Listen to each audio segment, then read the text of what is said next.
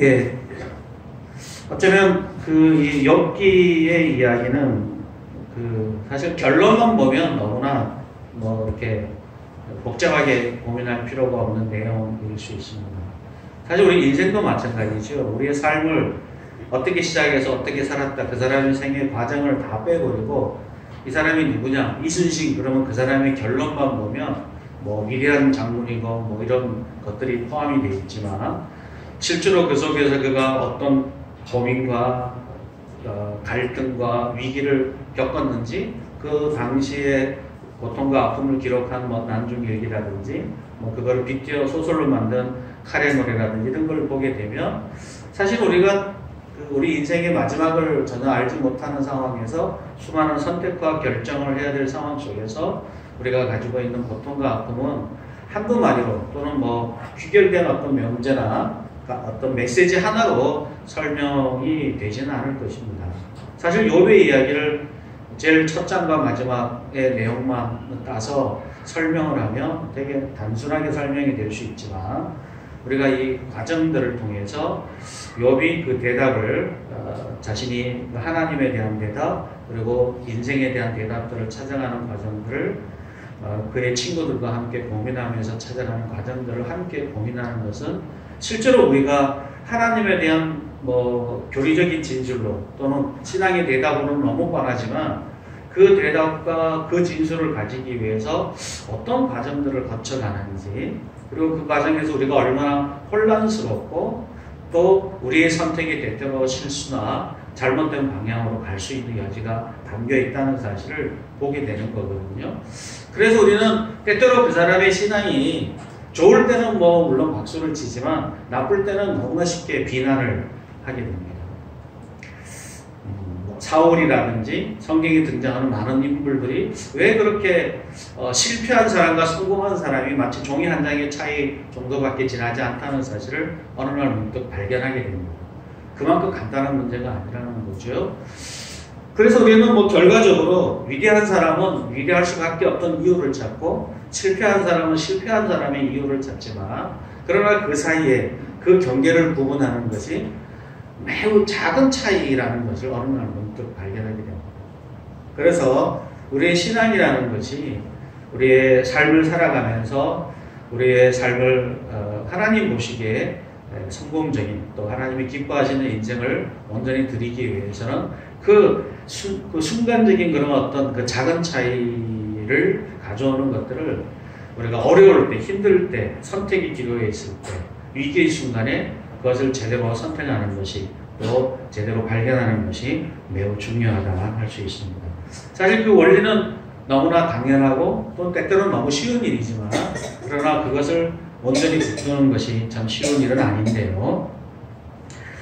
오늘 본문에서 어쩌면 이것은 욥기 전체에서 계속 반복되는 얘기지만 그가 어떻게 그것을 붙들어가고 있는지 욥의 입장에서 살펴봤으면 좋겠다 싶습니다. 자, 오늘 우리는 앞서서 욥은 여러 가지 고난 속에서 하나님이 그는 매우 하나님을 경외하는 사람이었고 의롭게 살려고 매우 노력했던 사람입니다. 그럼에도 불구하고 그가 고난을 당했을 때 그의 마음에 이 고난과 이 아픔을 잘 이겨내지 못했습니다. 고난 자체가 어려웠던 건 아니에요. 재산을 잃었다든지 또는 자녀를 잃은 것 또는 건강이 많이 안 좋아져서 그냥 피부를 긁고 피부병이 너무 심해져서 고통스러운 것, 물론 그것도 너무 고통스러운 일입니다. 마치 예수님께서 십자가에 달리셨을 때 그의 육체를 향하여 채찍을 들고 가시관을 쓰고 이런 것들도 물론 아주 고통스러운 일이죠. 일반적인 사람이라면 이런 고통 자체를 사실 견디는 것은 감당한다는 것은 매우 어려운 일일 겁니다. 우리가 예수님의 일대기를 보여준 패션이라는 영화도 보면 예수님의 그 육체적인 고통을 잘 설명을 해놓고 있고 우리가 그걸 보면서 몸소리치도록 그 고통을 이렇게 느낄 수 있게 해주죠. 온몸을 그냥 피투성이를 만들어 놓으니까요. 그런데 우리가 기억하셔야 될 것은 그보다 더 고통스러운 것은 뭐냐면 그 고통 속에서 내가 만약에 의롭고 당당하고 또 이것이 합당하다고 이해가 된다면 우리는 그것을 견딜 수 있습니다. 견디는 사람들이 많아요. 더 큰 고통 속에서. 육체적인 고통과 이런 것들은 두 번째라는 거죠. 예수님이 십자가를 지는 것 중에 가장 큰 고통스러운 것은 인류의 모든 죄를 그의 마음에 쏟아부으신 거예요. 그래서 예수님께서 어찌하여 하나님 나를 버리십니까? 라고 고백을 했던 것처럼 또는 많은 사람들로부터 조롱과 비난을 겪었던 그 고통이 훨씬 더 큰 고통이죠. 마찬가지로 욥도 그가 가졌던 이런 고통보다 더 고통스러운 것은 뭐냐면 내가 왜 이 고통을 겪어야 하는지 이유를 알 수가 없는 거예요. 자기가 만약 하나님 앞에서 죄를 지었고 문제가 있고 잘못된 사람이라면 이 고통은 당연히 져야 될 하나님의 징계였기 때문에 받아들일 수가 있어요. 마치 예수님 시대의 세리들이 예수님 앞에 나왔을 때 넌 세리니까 너 하나님 나라 갈 수 없어 그러면 세리들이 어렵지 않게 받아들일 수 있어요. 왜냐하면 내가 지은 죄가 있으니까. 잘못이 있으니까. 그죠? 그것이 합당하게 이해가 될 수 있죠. 그런데 나는 지은 죄도 없고 잘못된 것도 없는데 너는 구원 못 받아. 이렇게 얘기한다면 그것을 이렇게 받아들이는 것은 매우 어려운 일이죠. 그래서 우리가 욥기 3장에서 욥은 그래서 자기 이런 고통 속에 있는 상황 속에서 물론 하나님을 저주하거나 하나님을 욕하거나 하나님을 함부로 하지 않는 그래서 하나님의 경외함은 잃지 않았지만 그러나 이 상황 자체를 받아들일 수 없었기 때문에 고통스러운 말들을 뱉어내기 시작합니다. 그리고 친구로 왔던 엘리바스는 그 모습을 보고 매우 강력하게 신란을 합니다. 지적을 하고 잘못된 부분을 이야기합니다. 우리 오늘 권사님 기도하셨던 것처럼 아주 매몰차게 그가 가졌던 영적인 경험과 또는 지금까지 알려졌던 그런 어떤 신앙에 대한 이해, 목회적 경험, 삶의 경험들을 가지고 너가 진심으로 회개하고 돌이키도록 뭔가 너가 하나님 앞에서 죄를 졌으니까 하나님께서 이렇게 심판하시는 거고 네가 계속 그렇게 의롭다고 얘기하는 것이 정당하지 않다라고 지적을 하고 도전을 하고 있습니다. 아마도 우리가 이 본문의 내용을 볼 때마다 느끼는 것은 이것이 과거 이 욥이나 또는 욥의 친구들만의 이야기가 아니라 오늘날 지금도 우리 속에 벌어지는 일이라고 생각을 합니다. 그래서 많은 사람들이 여러 가지 우리 인생의 어려움이나 위기를 겪고 고통을 겪었을 때 내가 도대체 무슨 죄를 졌길래 내가 이런 고통과 아픔까지 겪어야 되나 하는 원망하는 마음이 생긴다는 거죠. 사실 그런 원망하는 마음을 갖고 하나님에게 저주하거나 하나님을 불신하거나 하나님을 거절하지 않는 것도 사실은 대단한 믿음이에요. 그죠? 쉬운 일은 아니라는 거죠. 그러나 이것을 있는 그대로 이해하고 받아들이는 것은 더 어려운 일이죠. 그래서 이 욥의 친구의 말을 사실 욥이 부인을 하고 싶은데 부인하기가 매우 어려워요. 왜냐하면 욥도 마찬가지로 우리 인생의 질고나 어려움이나 고통이나 아픔을 겪는다는 것은 하나님이 우리의 죄에 대한 심판과 징계로 이해하고 있었기 때문에 그래서 참 어렵죠. 제가 그래서 이것이 되게 이중적이라고 그랬잖아요. 다시 말하자면 하나님의 이 징계를 거절할 수도 없고 받아들일 수도 없다. 아니라고 하기에는 자신의 지금까지 갖고 있는 가치관과 세계로 볼 때는 가르침으로 볼 때는 경험으로 볼 때는 뭔가 내게 문제가 있어서 하나님의 징계가 있는 건 사실인 것 같아요. 그러나 내가 나를 아무리 보더라도 잘못한 게 없어요. 특별히 실수한 것도 없고 사실 그가 1장에서 보여진 하나님을 경외하기 위해서 죄와 멀리 떨어져 있기 위해서 그가 얼마나 애를 쓰고 노력했는지를 보면 사실 우리가 충분히 공감할 수 있는 게 있다는 거죠. 그래서 오늘 본문 6장부터 보게 되면 욥은 하나님의 이 징계가 너무 가혹하다라고 다시 한번 외치고 있습니다. 6장 2절에 보게 되면 나의 괴로움을 달아보며 나의 과멸을 저울 위에 모두 놓을 수 있다면 바다의 모래보다 무거울 것이라. 그러므로 나의 말이 경솔하였구나. 4절에 보면 전능자의 화살이 내게 박힘에 나의 영이 그 독을 마셨나니 하나님의 두려움이 나를 엄습하여 치시는 것. 하나님께서 지금 하신 이 하나님의 이 전능자의 화살 그리고 하나님의 두려움이 나를 좀 둘러싸고 있는데 이 무게가 바다의 모든 모래를 다 모아놓은 무게만큼 무겁다는 거예요.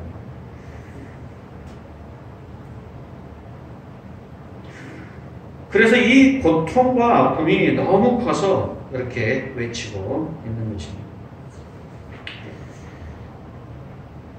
결국은 이런 그 고통과 아픔의 자리가 이 욥에 있어서는 하나님을 최우선으로 여기는 사람이었기 때문에 하나님을 경외하고 인생의 모든 것들을 하나님이 주관하시는 분인 줄 알고 있었기 때문에 닥친 이 고난과 어려움에 대해서 하나님에게 기대를 하고 하나님께 소망을 두고 있었지만 여전히 지금 벌어진 일들을 수용하고 받아들이기 어려웠던 것이죠. 그래서 이 8절 9절 6장 8절 9절에 보면 나의 간구를 누가 들어주실 것이며 나의 손을 하나님이 허락하시랴 이는 곧 나를 멸하시기를 기뻐하사 하나님이 그의 손을 들어 나를 끊어버리실 것이라. 다시 말하자면 하나님이 나를 그냥 죽여줬으면 좋겠다 하는 말이에요. 내가 여기서 인생이 끊어졌으면 좋겠다. 내가 더 살고 싶은 마음이 없다.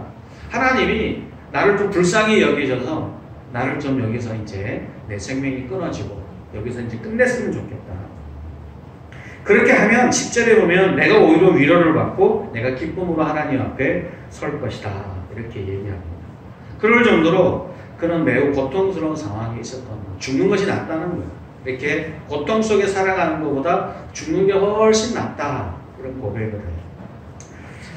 그럼에도 불구하고 욥은 여전히 하나 놓지 못하는 게 있어요. 그런 하나님에 대한 기대를 갖고 있음에도 불구하고 10절에 보면 이렇게 얘기합니다. 그럼에도 불구하고 내가 고통 가운데서 기뻐하는 것은 내가 거룩하신 이의 말씀을 거역하지 않았습니다. 나는 하나님의 말씀을 거역한 적은 없다는 거죠. 그것만치면 놓지 못하겠다는 거예요. 내가 죽을 때 죽더라도 내가 하나님을 경외하는 것, 내가 하나님을 저주하지 않은 것, 내가 하나님 말씀대로 기뻐하며 살았던 것은 틀림없는 사실이다. 이거 하나는 놓칠 수 없다는 거예요. 난 정말 하나님을 위해서 열심히 살았고 믿음 생활을 했고 경건 생활을 했고 의롭게 살았어. 왜 이런 고통이 있는지 모르고 또 이런 고통이 있어 내가 죽고 싶은 마음이 뭐 가득하지만 그럼에도 불구하고 나는 이 의로운 여정을 지켰다. 이렇게 고백을 합니다. 사실 우리는 이 선언을 들었을 때 사실 이 10절의 이야기가 결국은 사실 욥과 욥의 친구들과 또는 하나님과의 이 대화의 핵심입니다. 주제예요. 나의 의로움. 나의 의로움 어디서 온가? 사실 욥은 나는 하나님의 말씀을 지키려고 애를 썼고 지금까지 지켜왔기 때문에 나는 의롭다라고 얘기하고 싶은 거예요. 그렇기 때문에 하나님이 이렇게 허락하신 이 고난과 아픔에 대해서 나는 동의할 수 없고 이해가 되지 않는다라고 얘기하는 거죠. 자, 여기서 우리가 먼저 하나 좀 확인하고 싶은 것은 뭐냐면 우리 자신의 의로움을 스스로 취하는 것이 매우 위험하다는 거예요. 나는 의롭다고 내가 선언하는 거죠. 나는 의로운 사람이라고 내가 선언하는 거예요. 여러분, 우리 요즘 TV에 보면 국정농단 사태 때문에 재판받는 사람들이 많잖아요. 그죠? 양승태 대법원장도 있고 함께 했던 대법원 판사들도 있고 이명박 전 대통령도 있고 박근혜 전 대통령도 있습니다. 이 사람들의 특징이 뭐냐면 내가 볼 때 나는 정당하다라고 했지. 나는 잘못한 거 없다. 나는 내가 할 도리를 다 했다. 내가 원하는 대로 했고 나는 실수한 거 없다. 좀 부족했는지는 모르지만 그럼 나는 할 거 다 했다 라고 얘기합니다. 여러분 아시는 바와 같이 우리나라에 최근 한 10여 년 동안 여러 가지 많은 사건 사고들이 있었고 가장 우리 대표적인 세월호 같은 광주 항쟁 같은 사건들이잖아요. 거기서 나오는 그것을 가해했던 모든 사람들이 수습했던 이 나라가 아무도 책임을 지지 않아요. 책임자가 없어요. 다 정당했다고만 얘기해요. 나는 정당하다. 나는 옳다. 나는 할 만큼 다 했다. 아무도 이것에 대해 책임을 지고 이것에 대해서 유족에 대해서 아픔을 말하지 않습니다. 거기에 광주 항쟁만 하더라도 거기 와서 수많은 사람을 죽였던 거기에 진압군으로 참여했던 사람 중에도 아주 소수들만 자기의 잘못이나 자기의 실수나 자기의 문제를 고백하고 있는 상황이죠. 이것이 단순하게 이렇게 눈에 보이는 우리가 사건 사고로 접하는 내용들만 그렇습니까? 아니에요. 부부간에도 마찬가지잖아요. 가족 간에도 마찬가지잖아요. 우리들 속에서. 우리는 다 이렇게 얘기해. 내가 보기에 나는 정당하다라고 얘기해. 나는 정당. 그래서 내가 어떤 어려움을 처하고 문제가 생기고 상황이 되면 왜 내게 이런 일이 일어난지에 대해서 항변을 합니다. 나는 정당했기 때문에. 자신이 가진 기준으로 자신을 평가하는 것만큼 어리석은 일이 없어요. 이것은 매우 주관적인 평가일 수밖에 없고 이 평가는 매우 위험하다는 거죠. 우리 성경 구절 하나 볼까요? 넘겨보시면 우리 같이 한번 읽어보겠습니다. 낮은 형제는 자기의 높음을 자랑하고 부한 형제는 자기의 낮아짐을 자랑할지니 이는 그가 풀의 꽃과 같이 지나가니라. 해가 덥고 뜨거운 바람이 불어 풀이 말리우면 꽃이 떨어져 그 모양의 아름다움이 없어지나니 부한 자도 그 행하는 일과 이와 같이 쇠잔하리라. 여기서 사실 문제는 이제 부한 형제가 실질적인 문제인데요. 여기서 중요한 것은 자기가 낮은 형제는 자기가 그냥 그 기준에 의해서 낮다고 평가하면 안 되고 부한 형제는 자기가 그 부한 근거를 가지고 자기가 부하다고 생각해서는 안 된다는 거예요. 거꾸로 해야 돼요. 낮은 형제는 자기의 높음을 자랑해야 되고 부한 형제는 자기의 낮아짐을 자랑해야 돼요. 반대예요. 사실 여기서 이렇게 반대로 낮은 형제가 자기의 높음을 자랑하고 부한 형제가 자기 낮아짐을 자랑하려면 기준을 자기 자신이 갖고 있는 기준을 갖고 평가하면 안 돼요. 특히 부한 형제는 더 그렇죠. 부한 사람은 자기가 갖고 있는 모든 소유의 부유함을 근거로 해서 나는 부유하다, 나는 잘했다, 나는 잘났다 그렇게 생각하면 안 된다는 거죠.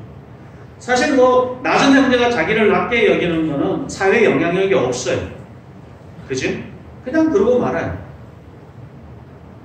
공동체에 미치는 영향도 그렇게 높지는 않습니다. 근데 문제는 뭐냐면 부한 형제가 문제. 자기가 잘했다고 생각하는 사람, 틀리지 않았다고 생각하는 사람, 열심히 최선을 다해서 내가 뭔가 했다고 생각하는 사람일수록 나를 부한 형제로 여겨주고 나는 승리한 사람, 성공한 사람, 잘한 사람으로 평가해 주기를 기대하죠.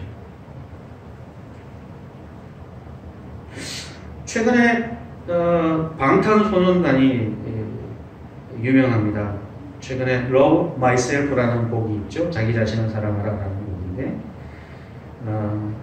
제가 방탄소년단을 비난하면 안 되기 때문에 조심스럽게 유튜브에 올릴 거기 때문에 더 조심스럽게 해야 되는데 사실 많은 사람들한테 왜 이런 곡을 썼냐면 우리는 끊임없이 주변의 사람들로부터 평가를 받고 그 평가에 근거해서 자기 자신을 평가를 합니다. 그러다 보니까 그런 비교 속에서 끊임없이 자기 자신을 왜곡하고 낮추는 경향이 있어요. 자신의 스스로의 가치를 다른 사람이 가지고 있는 것, 능력 이런 것들 비교해서 자기 자신의 가치를 매우 축소하고 의미가 없는 것처럼 그래서 이 낮은 형제처럼 자기 자신을 가지고 있는 거예요. 그러지 말라는 거예요. 낮은 사람이 자기 자신에 대한 가치가 없다라고 보지 말고 자기 가치가 있는 사람으로. 사실 근데 여기서 하나 빠진 게 있어요. 내가 가치 있다고 누가 자신을 그렇게 여겨줄 수 있느냐? 그것도 나라는 거예요. 여기 조금 애매해요. 내가 가치 있는 사람이라고 내가 평가를 해. 이게 가능할까? 하여간 그런데 이 노래의 내용들이 많은 사람들에게, 특히 많은 청년들에게 어쩔 수 없이 이 세상의 가치, 부한 사람, 성공한 사람들의 기준에 의해서 평가받는, 그래서 많은 비교와 어려움 속에 사는 사람들한테 그런 자기 자신의 가치를 되돌아볼 수 있는 계기를 주고 있음에 틀림이 없습니다. 그래서 이 노래가 유행하고 많은 사람들에게 자기 인생을 바뀐 대표적인 노래라고 얘기를 하고 있는 것을 보면 맞는 얘기인 것 같아요. 또 저도 마찬가지의 의미를 성경이 메시지를 전하고 있다고 생각을 합니다. 그러나 여기에 조금 주의할 사항이 있어요. 오늘 욥의 이야기는 좀 반대 얘기거든요. 그것은 뭐냐면 너무 낮은 자존감을 또는 자아상을 가지고 있는 사람에게는 의미가 있지만 이미 너무 높은 우월감을 가지고 있는 사람들에게 너 자신을 사랑하는 말처럼 무서운 말은 없습니다. 이미 이 사람은 자기애로 가득 차 있어요. 온 세상이 자기만의 것으로 가득 차 있어요. 자신이 이미 충분히 살았고 충분히 지적이고 충분히 능력이 있고 그리고 충분히 세상에 영향을 가지고 있는 사람들. 그래서 자신이 이 세상 속에서 특별한 가치를 가지고 있다라고 믿고 있는 사람들이 있어요. 대부분 부한 사람들. 이런 사람들은 그렇지 못하는 사람들을 보면 비난하고 비판하고 정죄하고 우습게 합니다.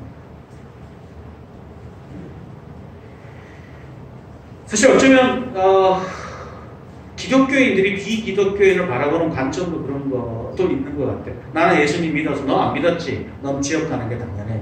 이렇게 얘기해요. 그것도 되게 우스운 일이에요. 사실 이 욥과 욥의 친구들의 이 치열한 이 전투가 벌어지는 논리의 싸움 바로 거기에서 등장합니다. 우리가 두 번째 부분을 보면 그것이 잘 나타나게 되는데요. 욥은 단락에 보면 친구들의 무자비함에 아파하다라고 이렇게 기록을 하고 있는데 14절에 이제 그것을 잘 보여주고 있습니다. 14절을 보시면 낙심하는 자가 비록 젖는 자를 경외하기를 저버렸을지라도 그의 친구로부터 동정을 받느니라. 이 얘기는 친구들한테 지금 하는 얘기인데요. 비록 낙심한 사람이 하나님을 경외하는 것을 혹시 하지 못할지라도 네가 친구라면 그렇게 하면 안 된다. 나를 불쌍히 여기게 된다. 15절부터 보게 되면 계속 이렇게 그 상황에 따라서 바뀌는 대상들을 계속 소개를 해주고 있습니다. 22절부터 보게 되면 이렇게 얘기합니다. 내가 언제 너희에게 무엇을 달라고 말했더냐? 나를 위하여 너희 재물을 선물로 달라고 했더냐? 내가 언제 말하기를 원수의 손에서 나를 구원하려 하더냐? 폭군의 손에서 나를 구원. 내가 너한테 기대한 아무것도 없다는 거예요. 뭘 더 달라고 한 것도 없고 안 주면 안 된다고 얘기한 적은 없어요. 그냥 단지 내가 비록 하나님 앞에 죄를 지어서 하나님으로부터 저주를 받는 사람이 되었다 손치더라도 최소한 그것에 대한 하나님의 심판이 있을지라도 그래서 네가 사람이라며 친구라며 가족이라며 불쌍히 여기고 긍휼을 베풀어주고 야 너 참 안 됐다 얘기해주는 게 정상 아니냐.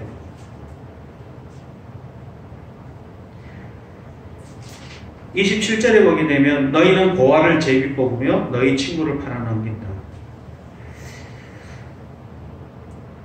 26절에 보면 너희가 남의 말을 꾸짖을 생각을 하나 실명한 자의 말은 바람에 날아간다. 25절에 보면 옳은 말이 어찌 그리 교통스러운 너의 책망은 무엇이냐. 그들이 옳은 말을 하고 책망을 합니다. 그 말은 사실일 경우가 많죠. 그러나 그것으로 말미암아 겪는 이 욥의 고통과 아픔을 공감하고 이해하는 것은 하지 않는다는 거죠. 사실 우리는 이 경험이 많고 지식이 많고 실력이 많은 사람들은 어떤 문제를 보면 한눈에 다 그 문제가 보입니다. 그걸 좋은 말로 통찰력이라고 그러고 나쁜 말로 선입견이라고 합니다. 그래서 빨리 판단을 합니다. 빨리 상황을 판단하고 그리고 문제를 이해하고 그 문제를 해석하려고 하죠. 그러다 보면 실수가 뭐냐면 잘 귀담아 듣지 않습니다. 대체로 나이가 좀 많고 학식이 많은 사람일수록 선생님들이 좀 많이 그러는 편이에요. 그죠? 네. 목사들이 많이 그러고 사람을 많이 만났기 때문에 누가 얘기를 하면 한 두어 마디 듣고 이미 다 파악이 돼요. 그게 맞는 경우도 물론 있어요. 그러나 때로 맞지 않는 사람들이 있어요. 제가 젊었을 때 가장 아팠던 거는 뭐냐면 내가 신앙의 여정을 살아가면서 정말 힘들고 어려워서 얘기했더니 우리 선배들이 또는 우리 간사님이 또는 목사님이 기도하는데 기도해. 성경 보면 틀린 얘기는 아니에요. 그런데 화가 나요. 그렇지 않아요? 가정의 문제를 갖고 우리 삶의 문제를 가는데 틀린 답은 아니지만 그러나 내가 가지고 있는 마음의 아픔이나 내용을 충분히 들어보지도 공감을 하지도 이해하지도 못한 채 너무나 성급한 대답들을 너무나 쉽게 던져줘요. 너무나 쉽게. 자기 얘기가 아니니까.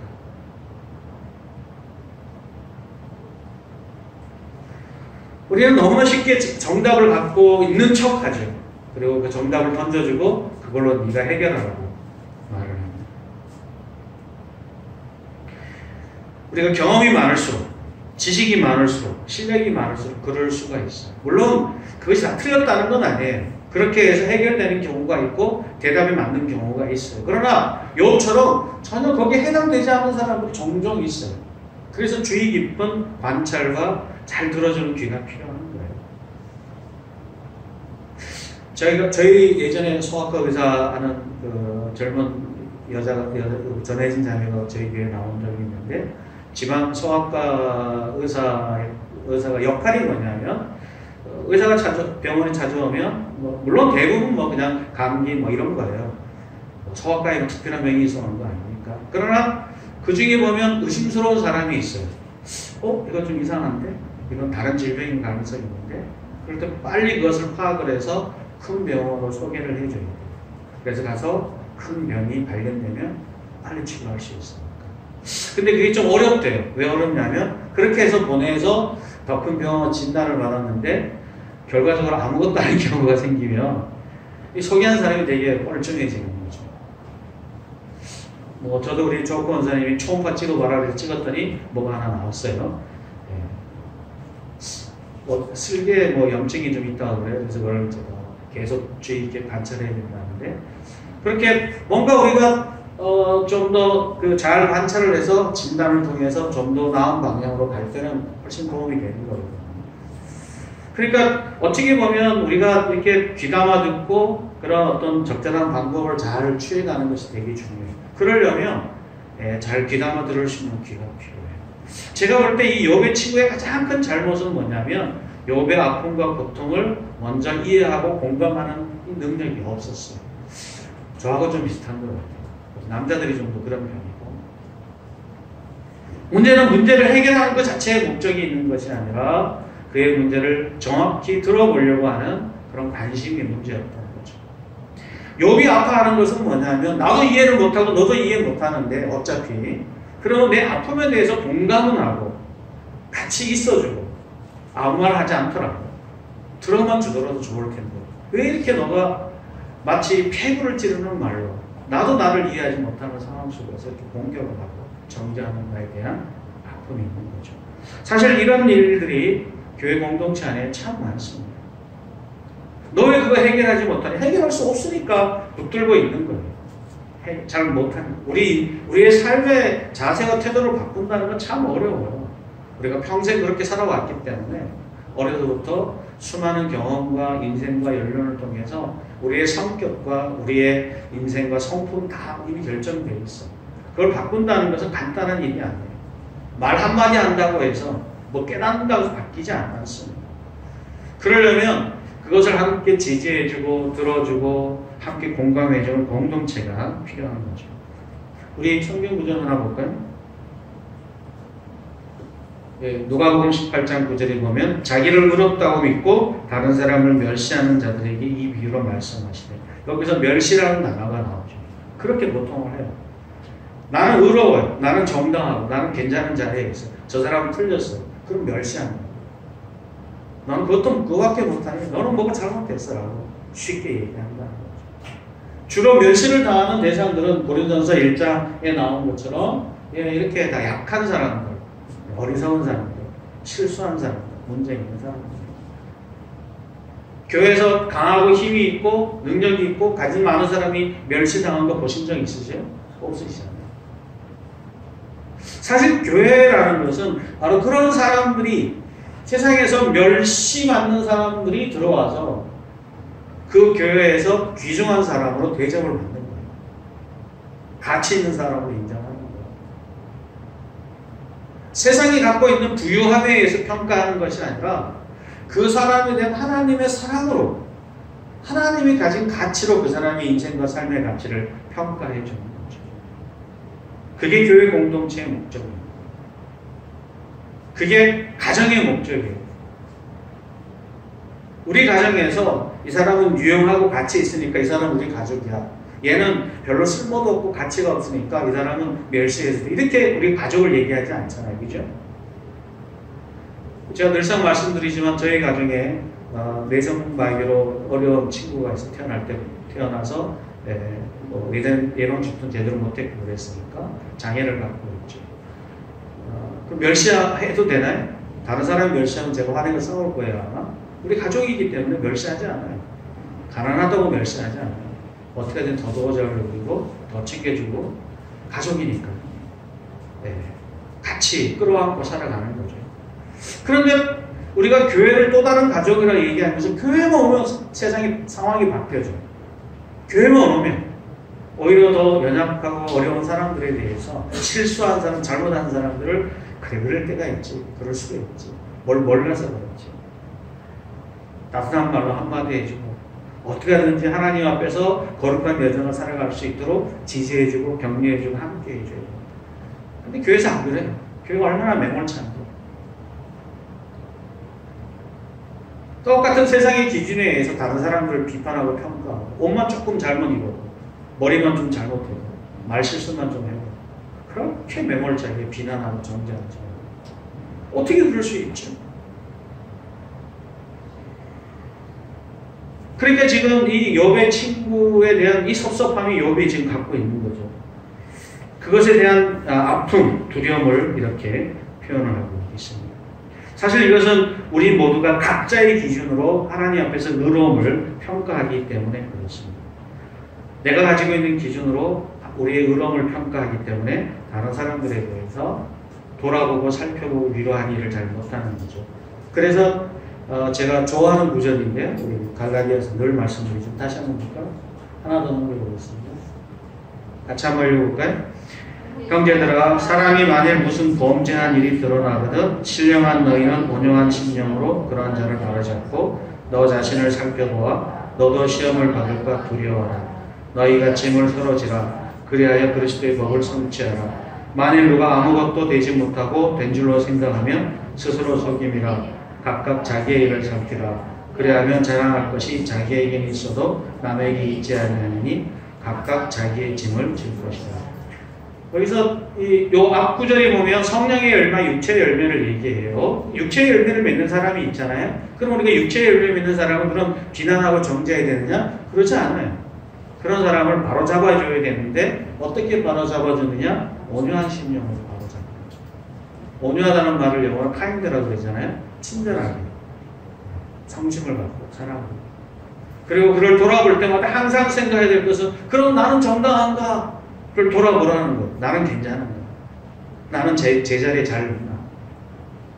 그 사람에 대한 그 사람의 하나님 앞에서 범죄하고 실수한 것에 대해서 불쌍히 여기고 도와줄 뿐 아니라 나도 하나님 앞에서 그러면 정당하고 올바르게 하나님의 의로운 여정을 나는 잘 지키고 있는가를 진지하게 돌아보라는 것.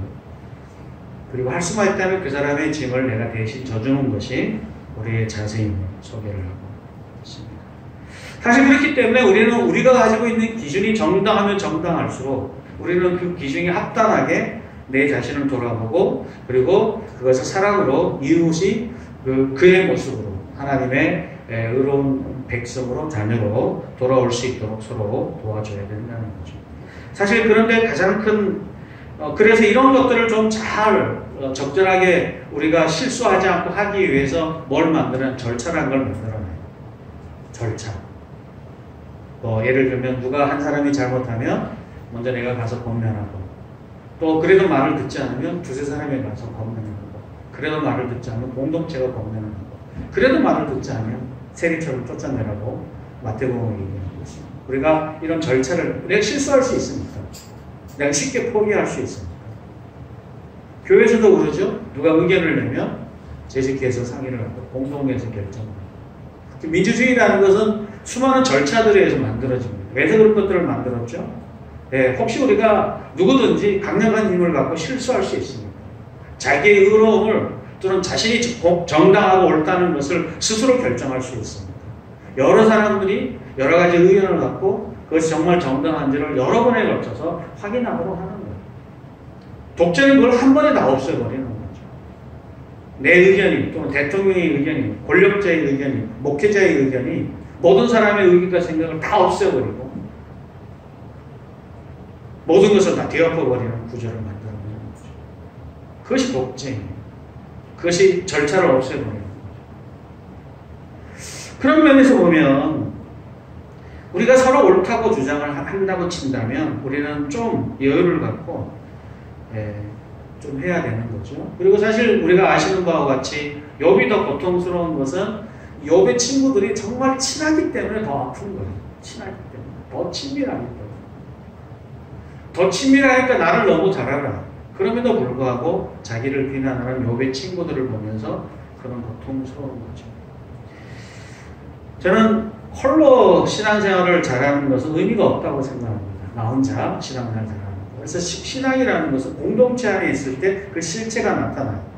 약한 자, 어려운 자, 또는 나와 다른 자 이런 사람과 갈등을 통해서 나의 영적인 수준, 깊이, 수준이 나타나요. 그래서 혼자 생활하는 것보다 결혼해서 생활하면 그 사람의 밑바닥까지 다 드러나죠. 껍질까지 다 꺼내네요. 더럽고 치사한 것까지. 마치 온몸을 발가벗기고 육체적인 뿐 아니라 마음의 기쁨까지 다 드러나요.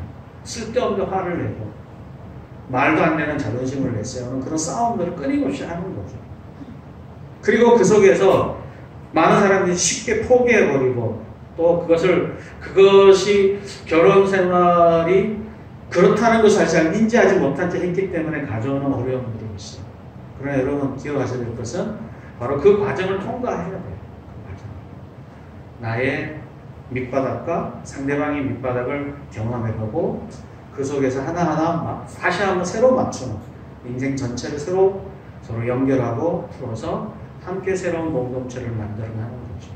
그랬을 때 더 든든한 공동체, 더 아름다운 공동체, 아름다운 힘을 발휘하는 거죠. 저는 그것을 우리가 하나님께서 이 땅에서, 가정에서, 교회에서 그것을 경험해 보기를 원합니다. 우리가 사실 교회 안 나오고 인터넷에 예배 드리면 좋은 설교 많이 들으니까 예배 열심히 들을 것 같잖아요. 한 달만 하고 나면 안 해요. 듣는 거 별로 듣기만 해요. 재미가 없어요. 의미도 없고 가치도 없어요. 금방 질려요.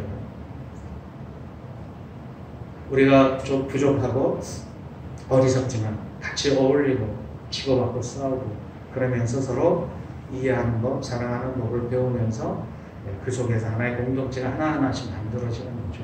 그 방향으로 가야 된다는 겁니다. 그것에 대한 원망이 지금 욥이 갖고 있습니다. 자, 마지막으로 우리 7장을 보시게 되면 7장에서 욥은 그런 마음을 가지고 이제 질문을 하게 됩니다. 여기서 중요한 것은 뭐냐면 이런 아픔과 안타까움을 그가 하나님 앞에 질문을 하고 있다는 겁니다.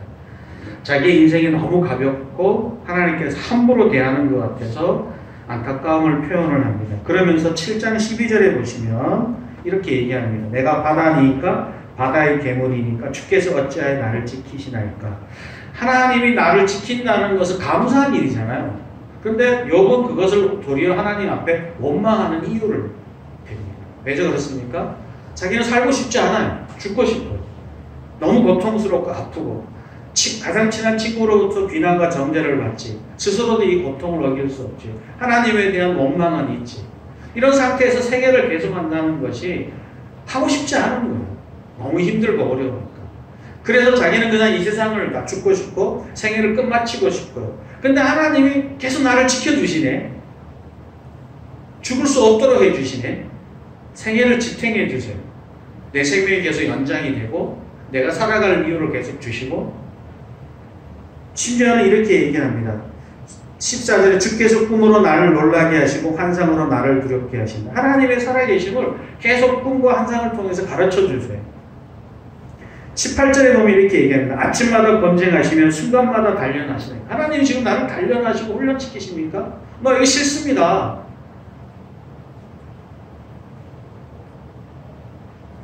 하나님이 나를 감찰하시고 나를 도와주시고 나를 애써서 지켜주시는 이 모든 행위가 난 듣기 싫은 거예요. 하기 싫은 거예요. 하나님이 빨리 나를 포기하시고 하나님이 빨리 나를 불러주시는 것이 훨씬 더 내가 편할 것이다. 이렇게 고백을 하고 있는 것이죠. 여러분 욥의 마음이 이해되시나요? 아마 우리가 인생의 어느 순간에 고통의 자리에 있을 때 아마 이 고백을 우리가 한두 번은 많으면 서너 번씩 해야 될지도 모르겠어요. 너무 고통스럽고 어려워서 내가 이 인생을 끝내고 싶고 내가 가정도 끝내고 싶고 교회도 내가 떠나고 싶고 모든 것을 다 포기하고 싶을 때 그럼에도 불구하고 하나님께서 여전히 나를 향한 사랑이 느껴지고 나를 붙잡는 것이 느껴질 때 이 의아스러움, 하나님 도대체 나를 보고 어떡하란 말입니까? 라는 이 심정들이 우리의 마음속에 다가올 때가 있습니다. 사실 이런 순간이 없으면 제일 좋겠지만 사실 우리가 인생에 몇 번은 이런 과정들을 거쳐야 할지도 모르겠습니다.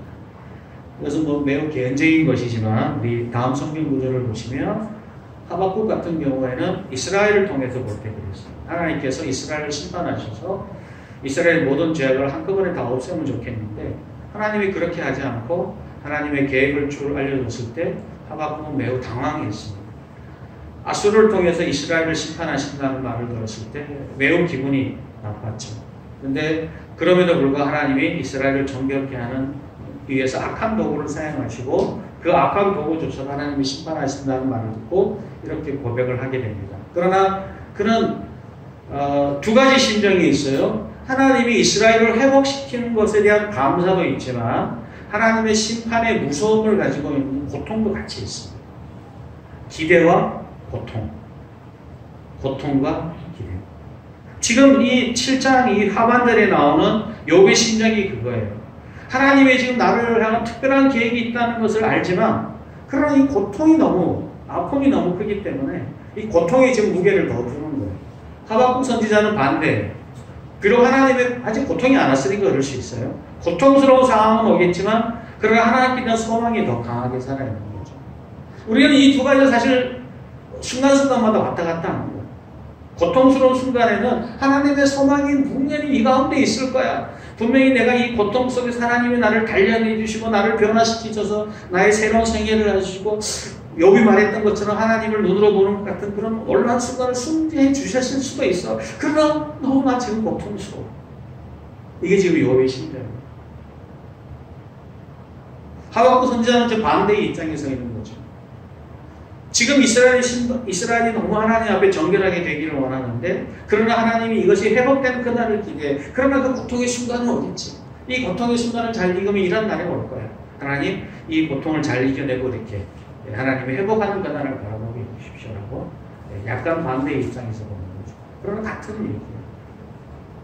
여러분 이 고통을 노래하는 사람들의 이야기는 그냥 고통을 들어주는 것 외에는 방법이 없습니다. 그죠? 고통스러우니까. 아플 때 아프다고 노래해야죠. 저는 우리의 신앙의 여정을 살아가면서 때때로 어떤 분들이 이런 아픔을 교회에서 또는 하나님 앞에서 잘 나누지 못하는 분들은 잘 나누지 못해요.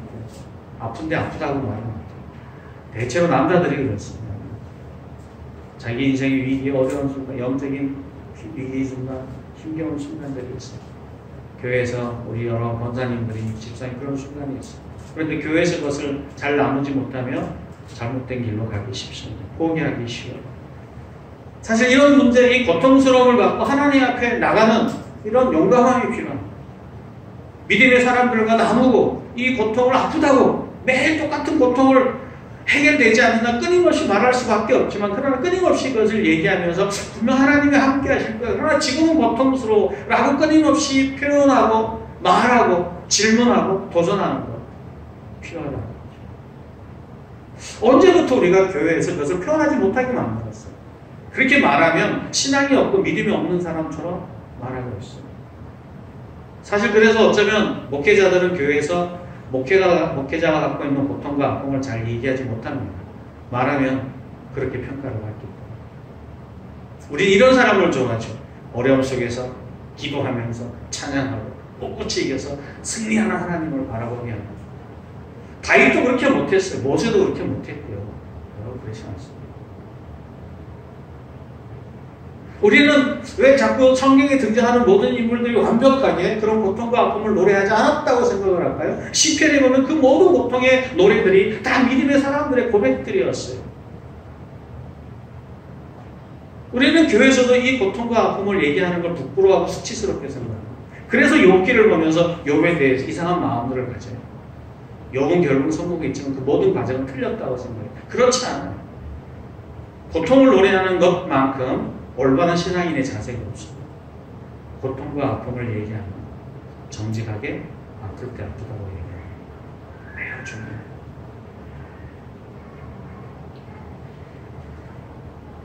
우리 성경 구절 하나 넘겨서 볼까요? 예. 마태복음 13장 10절은 예수님께서 씨 뿌리는 비유를 말씀하셨을 때 제자들이 이렇게 얘기합니다. 제가 간혹 말씀드렸죠. 제자들이 예수께 나와 있는데 어찌하여 그들에게 비유로 말씀하십니까? 라고 얘기합니다. 질문하는 거예요. 왜냐하면 예수님의 씨 뿌리는 비유를 잘 못 알아들어서 그래요.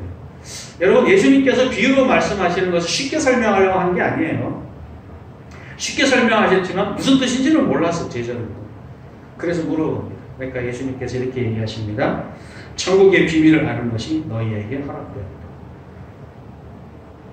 천국의 비밀은 제자들에게 허락이 됐어. 허락됐기 때문에 질문한 사람들이 그 대답을 찾아가는 거죠. 질문해야 대답을 찾을 수 있어요. 여기서 핵심은 그거예요. 우리가 고통을 노래하고 하나님 앞에 그 대답을 요구해야 대답을 찾을 수 있어요. 우리 신앙은요, 하나님 앞에서 문을 두드리고 구하고 찾고 두드리는 사람들에게 열립니다. 너무 일찍 포기하시면 안 돼요. 지금 대답이 없다고 해서 대답이 영원히 없을 거라 생각하시면 안 돼요. 내가 10년 동안 대답을 찾았지만 대답 못 찾을 수 있어요. 그러나 여전히 그 대답은 찾아야 돼요. 왜냐하면 대답이라는 것은요, 때로는 어떤 거는 우리가 모든 일도 마찬가지지만 때로는 1년 만에 찾는 것도 있고 10년 만에 찾는 것도 있고 평생 걸리는 대답도 있어요. 왜 우리는 되게 어려운 질문을 하고 단 1년 만에 그 대답을 찾으려고 그럴까요? 그럼 대답 없어요. 어떤 질문은 평생을 해야 마지막에 대답을 찾는 것도 있다. 그 대답을 안 찾으면 결국은 마지막에 못 찾죠. 예수님의 제자의 특권이 뭐냐면 예수님에게 잘 이해하지 못하고 깨닫지 못하는 것을 질문하는 거예요. 물어보는 거예요. 그 물어보는 방식은 여러 가지예요. 여기처럼 살아계시니까 질문을 한 것처럼 또는 우리가 고통의 노래를 통해서 하나님 앞에 끊임없이 물어보는 거죠. 우리는 그것을 기도, 간구, 통곡 여러 가지 방식으로 설명할 수 있어요. 우리가 사실 교회 나와서 기도하면 우리가 모든 인생과 삶에 대한 대답을 다 갖고 기도하는 건 아니잖아요. 질문을 할 수밖에 없어요. 하나님 어째서 이렇습니까? 왜 이런 일이 납니까? 하나님 도대체 어떻게 해야 됩니까? 당장의 대답은 없지만 그 질문과 그 통곡을 통해서 우리는 하나하나 대답을 찾아가는 거죠. 그리고 어느 날 그 대답이 나타났을 때, 그 질문이 해결되었을 때, 그리고 대답이 분명하게 내 삶 속에서 증거로 나타났을 때 우리는 그것에 대한 충분한 대답을 얻을 수 있게 되는 겁니다. 가룟 유다는 어떻게 했습니까? 질문을 포기하고 죽어버렸어요. 저는 이런 것처럼 영적 자살을 하는 사람들이 너무 많다고 생각해요. 영적 자살. 너무나 많은 사람들이 하나님의 질문을 하는 것을 포기하고 그냥 죽어버려요. 포기하고 도망가버려요. 그러면 안 된다는 거죠. 그것은 좋은 방식이 아니라는 거예요. 우리 헨리 누엔이라는 유명한 신부가 있는데 그가 이런 글을 썼습니다. 같이 한번 읽어볼까요? 하나 더 넘겨보겠습니다. 네, 한번 같이 읽어보겠습니다. 상처 입은 치유자로서 우리는 무언가를 하는 것이 아니다. 우리는 다만 다른 이를 위해 존재한다. 우리는 우리 자신에 집중하며 다른 이들이 들어올 수 없는 분위기를 조성해야 한다. 다른 사람들이 들어올 빈자리를 만드는 것은 어려운 작업이며 우리는 그 공간을 채우려는 유혹을 이겨내야 한다. 치유자로서 우리가 제기해야 할 가장 중요한 질문은 뭐라고 말해야 혹은 무엇을 해야 하는가가 아니라 이 아이를 수용할 수 있는 내면의 공간을 어떻게 마련할 것인가이다.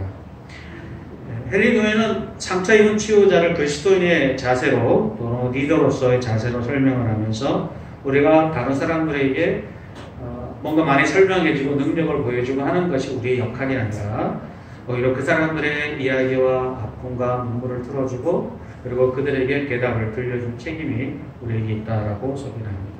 그것이 친구의 자리이고 가족의 자리이고 공동체의 자리이고 우리는 지금 이 시대 교회의 가장 큰 위기는 물론 그 교리적인 진실을 잃어버리는 것도 하나의 사실이지만 또 다른 하나는 이 교리적인 진실을 전달하는 방식으로서의 우리의 열심과 열정과 당장의 결과를 얻기 위한 수단으로서 어떤 그 프로그램을 준비하는 것이 가장 큰 문제라고 생각을 합니다.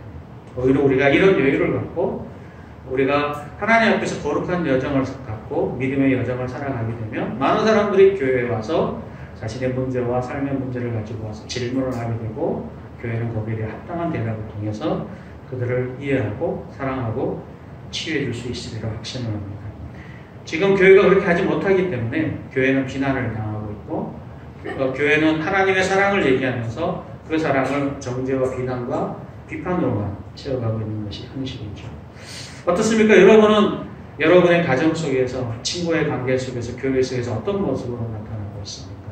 욥이 바로 옆에 있는 사람이 욥이라면 여러분은 어떻게 그 욥을 대우해야 하겠습니까? 그를 좀 더 넓고 따뜻한 마음으로 사도 바울이 얘기했던 것처럼 용서, 용납, 베품, 긍휼, 자비, 사랑 이런 단어로 어떻게 대할 수 있겠습니까? 여러분이 부부간에 또 자녀와 또 부모님 간에 여러분이 바울이 기대했던 그런 온전한 모습으로 잘 대우하셔서 참된 믿음의 사랑으로 공동체로 세워줄 수 있게 되시기를 주의 이름으로 축원합니다. 기도하겠습니다. 주께서 어찌하여 지키시나이까? 하나님이 나를 지켜주시고 보호해 주시는 것이 오히려 더 불평과 아픔과 고통이 되는 그런 순간이 때때로 올 수 있습니다. 우리가 현실에서 겪는 고통과 아픔 속에서 그저 빨리 내가 죽음의 너머로 달려가는 것이 더 편하게 느껴질 때도 있습니다. 하나님 그 고통의 순간순간마다 하나님 우리를 불쌍히 여기시고 우리의 이 마음속에 하나님의 사랑과 은혜를 덧입혀 주시며 우리가 너무나 쉽게 영적 자살의 자리에 서지 아니하고 오히려 하나님 앞에 넉넉한 마음으로 이 고통과 아픔을 표현하고 토로하고 고백하고 하나님의 은혜와 하나님의 대답을 추구하는 믿음의 사람이 되도록 도와주시옵소서.